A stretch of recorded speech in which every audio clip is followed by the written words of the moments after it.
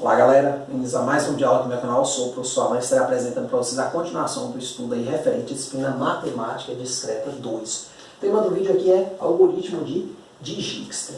Na videoaula passada, gente, aí na playlist de Matemática Discreta 2, né, a nova playlist da disciplina, nós abordamos um problema bastante relevante da teoria dos grafos, que é o problema do caminho mais curto. Na aula em questão, nós apresentamos um exemplo, né, que consistia de um grafo ponderado. O que é um grafo ponderado? É um grafo que contém vértices, arestas, e as arestas têm um peso. E para eu percorrer a aresta, pensando num movimento, né, sair de um vértice e ir para outro, passando por aquela aresta, eu tenho que pagar aquele custo. O que acontece? O problema do caminho mais curto se estabelece da seguinte forma. Imagina que eu penso que sair de um certo vértice inicial U e ir para um certo vértice final V. Aí vem a pergunta, qual é o caminho de menor custo, né, para ir de U para V, onde esse custo ele é medido somando-se o custo de cada uma das arestas. Né? Então, esse é o questionamento que nós fizemos lá. Lá nós apresentamos, meio que por inspeção, dois caminhos, né, e vimos que de fato os custos mudaram. Né? Somando as ponderações indo por um caminho, somando as ponderações ou os pesos indo por outro, nós tivemos valores diferentes. Isso nos motivou a seguir adiante com o estudo. É o que nós vamos fazer aqui agora. E aí, agora nós vamos ter a boa notícia. Temos uma boa notícia que tem um método para a gente não precisar fazer por inspeção, ficar procurando todas as possibilidades, depois pegar dentre todas as possibilidades e escolher a melhor, que seria algo impraticável se eu tivesse um grafo muito grande. Tá certo? Então, o algoritmo de Dijkstra parte do seguinte ideia. Eu vou ter um vértice inicial V0 e eu vou, a partir desse vértice inicial V0, atualizando caminhos de menor custo. Então vamos aqui a um resumozinho. Então, o algoritmo de Dijkstra inicialmente encontra o comprimento de um caminho mais curto do vértice inicial V0 a um segundo vértice. Então eu começo com V0, vou acrescentar um segundo vértice que eu tenho um menor custo. Depois, o comprimento mais curto de V0 a um terceiro vértice. Então, a partir, provavelmente, desse segundo vértice, eu vou ver mais um outro, de modo que V0, V1, V2, sendo o meu terceiro vértice, né, eu tenha um menor comprimento. Tá certo? E assim por diante, até que o caminho de menor comprimento de V0 até o vértice objetivo, chamamos aqui de VF, seja encontrado. Certo? Pausa o vídeo aí, leia com cuidado e vamos, depois que você lê, vamos para o exemplo aqui. Olha só, nós temos aqui no exemplo o seguinte, aplica o algoritmo de Dijkstra para obter o caminho de menor custo entre os vértices A e F no grafo a seguir. O algoritmo aqui não ficou tão claro, né? Ele botou só uma espécie de resumo. Aqui eu vou aplicar um método, né, para a gente estar entendendo como funciona esse algoritmo. Se você quiser ver por escrito, né, mais detalhado, tem o meu material também. Você pode pedir nos comentários que eu posto. Eu não vou postar o material ainda, gente, nos vídeos, eu não estou postando, porque ele está passando por atualizações. Então é uma apostila completa, às vezes tem um capítulo que eu ainda não fiz no vídeo, então eu ainda não vi se tem alguma coisa para modificar ou não, então eu estou postando para quem vai pedindo. Tá certo? Eu passo por e-mail ou dou o link lá no meu site, onde tem uma versão mais atual, mas assim, não postei aí nos comentários ainda. Então aqui eu tenho um gráfico ponderado. Eu tenho os vértices que A, B, C, D, E e F. Tem as arestas que ligam esses vértices e tem os custos. 6, 5, 5, 4, 3, 5, 4. Por exemplo, eu sair do vértice A e para o vértice B eu tenho que pagar 6. Para eu sair do vértice A e para o vértice E, passando por C, eu tenho que pagar 4 mais 5, 9. E é nesse gráfico que a gente tem que achar, sair de A e chegar em F pagando o menor custo possível. Então, gente, estando em A, vamos começar aqui em A. A é meu V0 e V é meu VF, né, aqui da definição. Estando em A, eu tenho duas possibilidades. Aí eu uso a seguinte metodologia. Nesse caso aqui, eu vou anotar os caminhos possíveis partindo da ordem alfabética. Embora, quando você olha para o algoritmo, parece que tem uma pequena contradiçãozinha, mas eu vou mostrar que isso não faz muita diferença. É o seguinte, eu tenho uma possibilidade de caminho, que eu vou chamar de caminho 1, que é de ir de A para B. E um caminho 2, né, no caso aqui o comprimento 6, e um caminho 2, que é de ir de A para C, pagando 4. Ah, professor, você não deveria ir de A para C primeiro, porque é o menor? Isso não faz muita diferença, porque eu vou atualizando a partir daqui, dessa segunda etapa, sempre o caminho mais curto. Então, a partir daqui, eu não vou mais atualizar C1. Eu vou atualizar esse cara aqui, porque ele tem um caminho 4. Quer dizer, não é que eu não vou atualizar mais C1, eu vou atualizar ele depois, no futuro. Então, observe, uma vez que eu já matei as adjacências de A, eu vou fazer um xizinho para dizer, eu não preciso mais analisar nenhum caminho saindo de A, porque os dois caminhos já estão aqui. Aí eu lhe pergunto, desses dois caminhos, qual tem o menor custo? O caminho C2. Então, eu vou olhar as adjacências a partir de C e vou criar um novo caminho C3. Então, a partir de C, eu só tenho uma possibilidade, que é ir aqui para E, ó. Que seria A, C, E. Eu acrescento 5 ao custo de 4 que eu já tinha. Então, dá 9. Tá certo? Ou seja, para eu chegar em E, vindo de A e passando por C, né, vim por esse caminho aqui, eu pago 9. Beleza? Observe que eu analisei todas as adjacências a partir de C2. Então, C2, para mim, já não vai ser mais analisado. Nesse caso aqui, também não faria sentido eu repetir e voltar para o vértice A. A, C, A. Não, pô, vou pagar o 4 de novo? Não faz sentido. Aí, olha, os caminhos atuais que não foram ainda excluídos são quem? Esse e esse.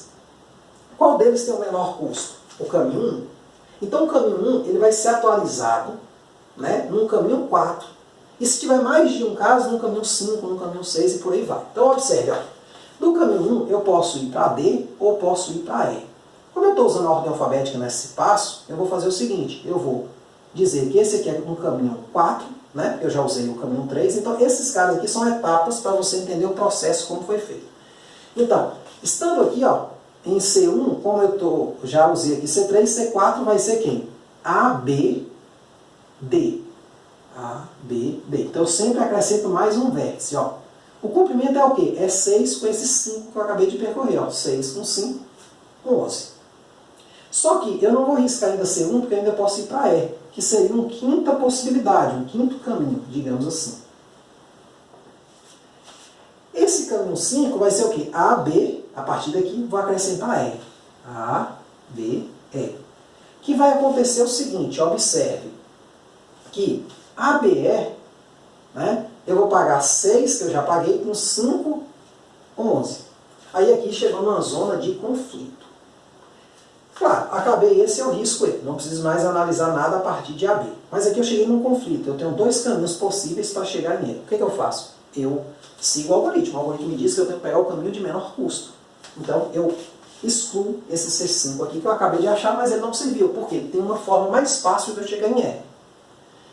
Aí eu olho. Eu tenho agora os caminhos atuais são o quê? C4 e C3, que não foram riscados. Né? Eu não botei um xizinho neles, então eles são caminhos atuais. Aí eu vou olhar qual deles tem menor comprimento. Esse aqui. Então, a partir desse aqui, eu vou ver as possibilidades de ida. E aí ocorre, às vezes, um erro muito comum, eu vejo muito em prova, que é o seguinte, né?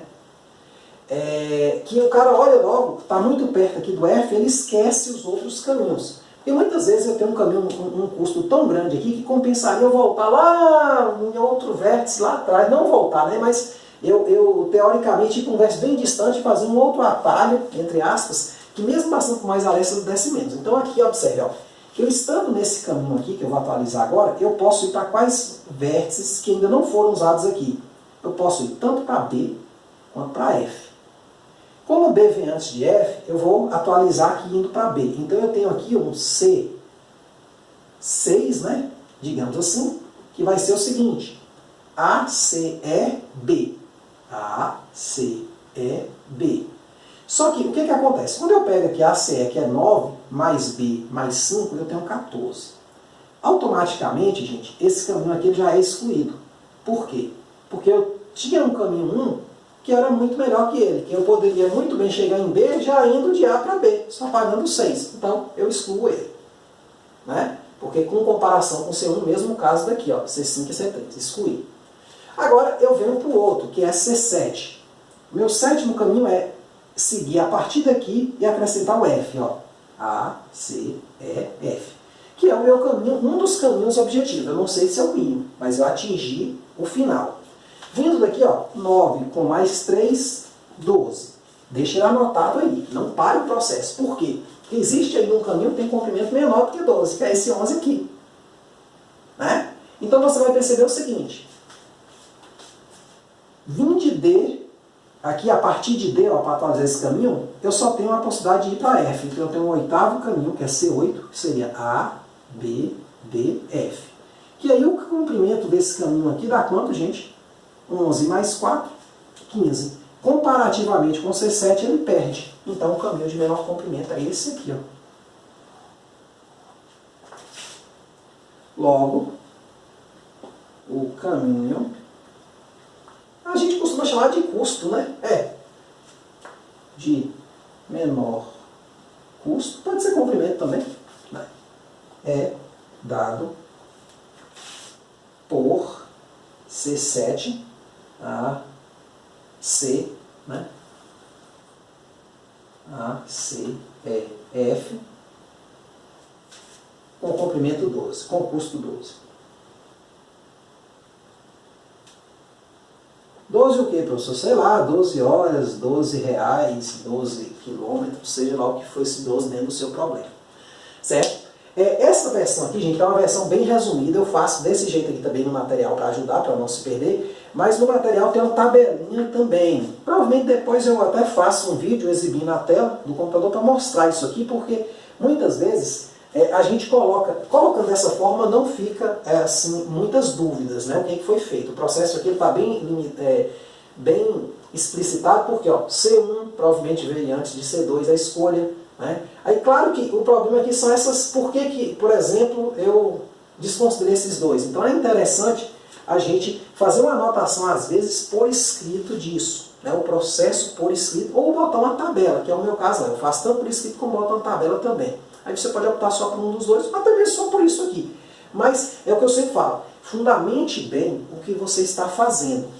Tá certo? Muita coisa que eu falei aqui de boca você poderia ter anotado se você tivesse numa prova, numa seleção, em alguma coisa que fosse importante ter um bom texto, certo? Então, sempre manter o cuidado aí com o texto escrito, beleza?